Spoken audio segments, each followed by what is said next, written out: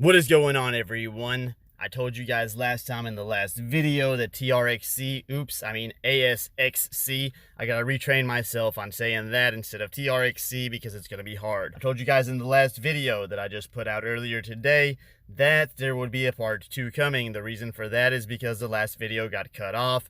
So, that being said, if you missed the first one, make sure you go watch it. You'll probably find it on my end screen at the end of this video. It really doesn't matter which video you watch first, but if you're a long-term investor in this company like I am, and like I said in the last video, this is one of my very favorite penny stocks. But you're going to want to watch this, especially if you've got a lot of money tied up in this company. It's always good, and I'm always going to encourage you to do as much research as possible into the stocks that you're actually investing to, especially when they're penny stocks, because penny stocks are extra volatile and extremely risky. I just want you guys to understand that. That being said, you're not going to want to miss this video, so stick around because we're going to be starting right now.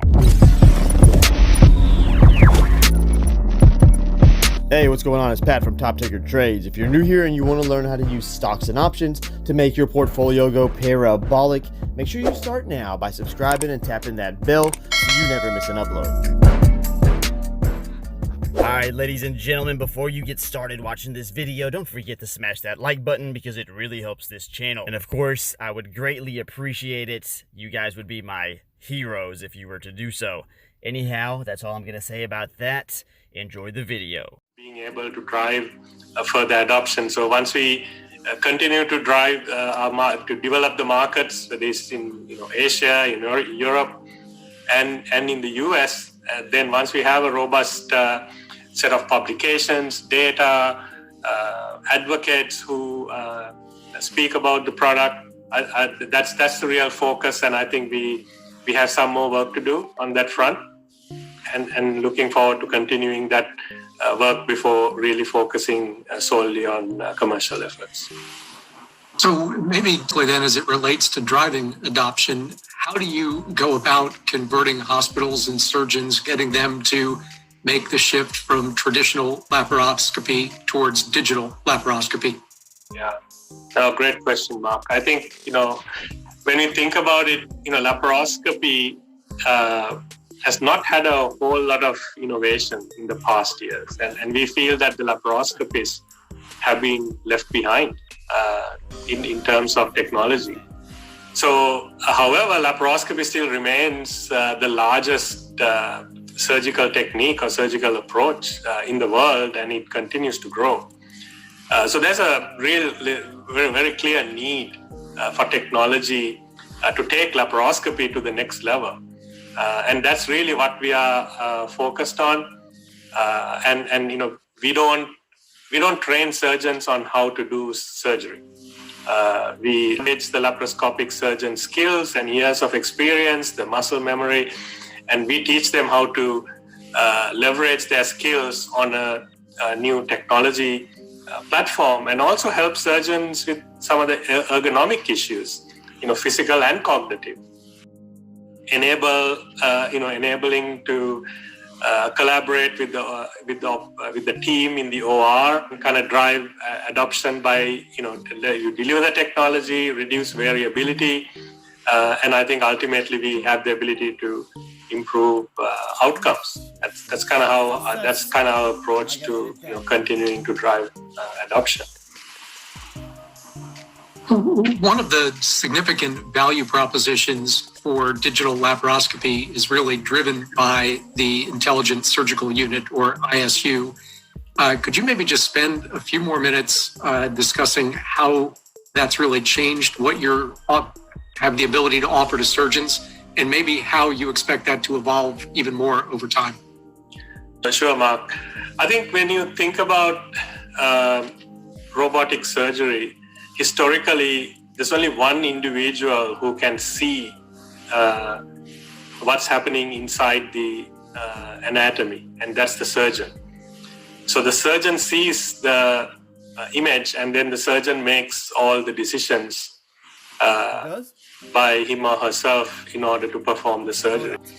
I think with this technology that we introduced, for the first time, we are enabling the robot to actually see exactly what the surgeon is seeing, And this is, this is a very powerful first step, because when the machine can see the same thing in real time together with the surgeon, a lot can be done to improve the outcome of the surgery. So the surgeon now somewhat, you could call it a digital assistant, but the surgeon now has a means to collaborate with the rest of the OR, get data, somewhat of a second set of eyes to provide maybe recommendations, bring in, pre-op imaging or pre-op data, and merge them together.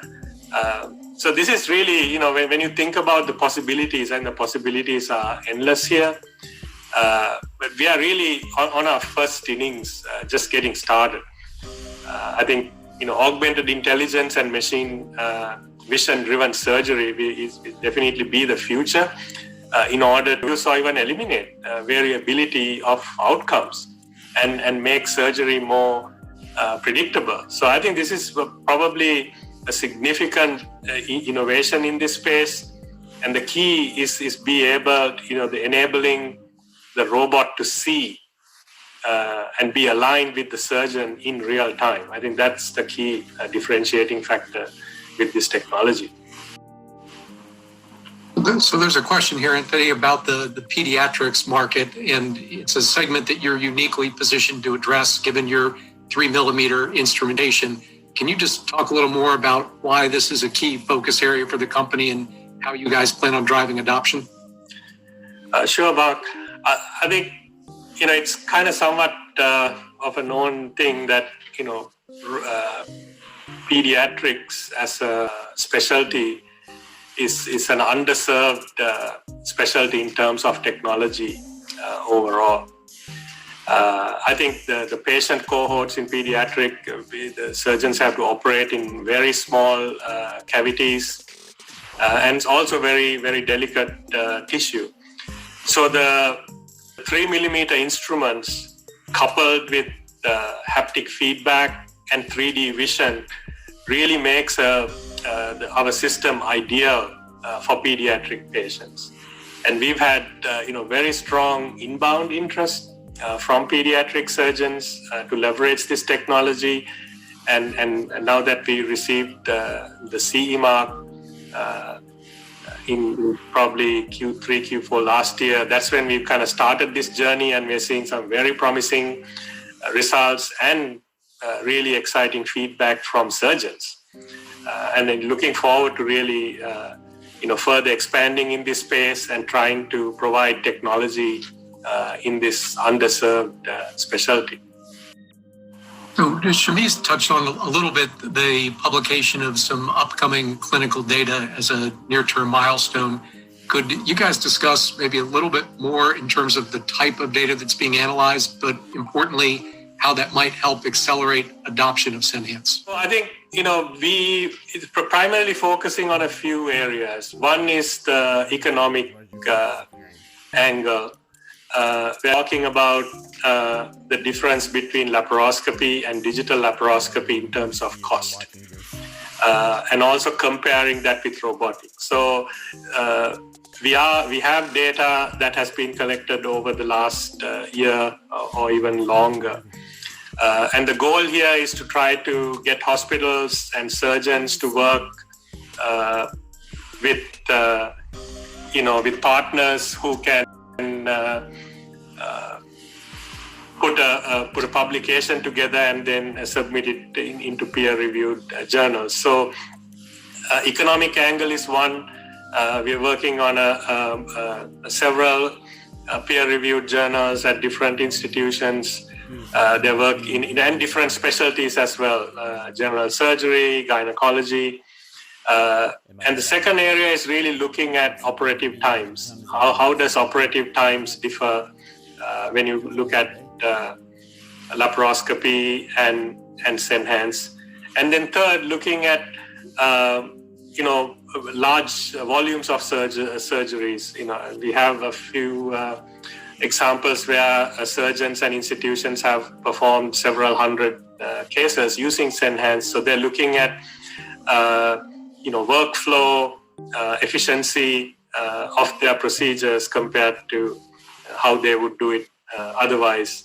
And also we're trying to look at the ergonomic aspect. So these are some of the different dimensions that we are in some of these publications, working with surgeons, hospitals, hospital executives, and also statistical analysis and health economic research companies to try to provide a robust set of data and evidence, or and publish this data for more broader review.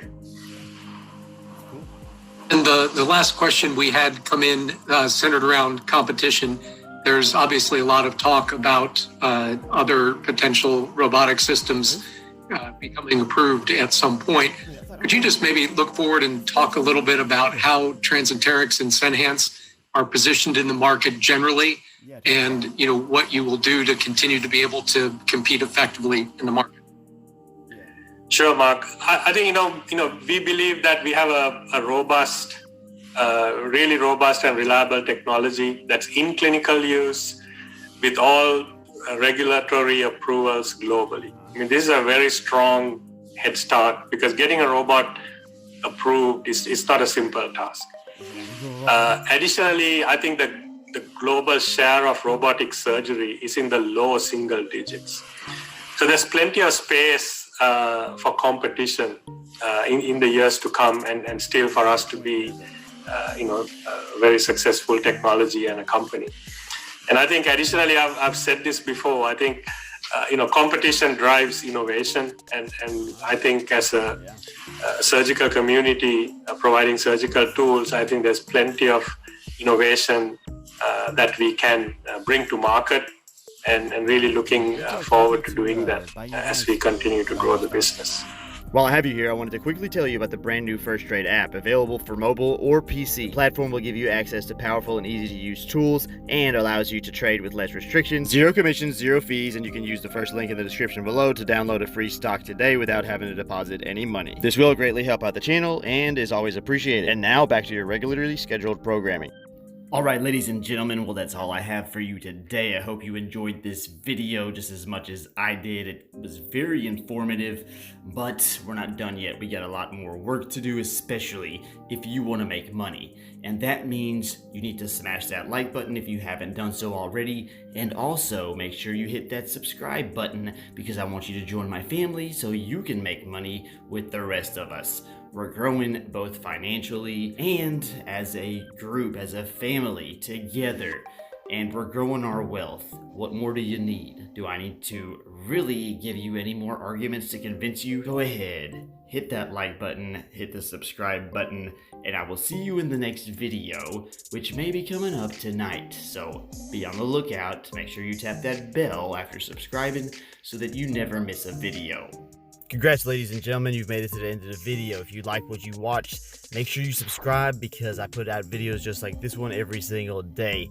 And please do me a favor and smash that like button if I helped you in any way, because it really goes a long way in helping the channel out and keeps me motivated to make videos every single day. Now, there's a lot of work involved, a lot of research, and a lot of time and effort into editing and putting these out daily for you guys. You can subscribe from your screen right now, or if you want to watch one of my other videos, I'm sure YouTube has some good content picked out for you on the left-hand side of your screen now. Thanks for sticking it out with me till the end, and I will see you guys in the next video.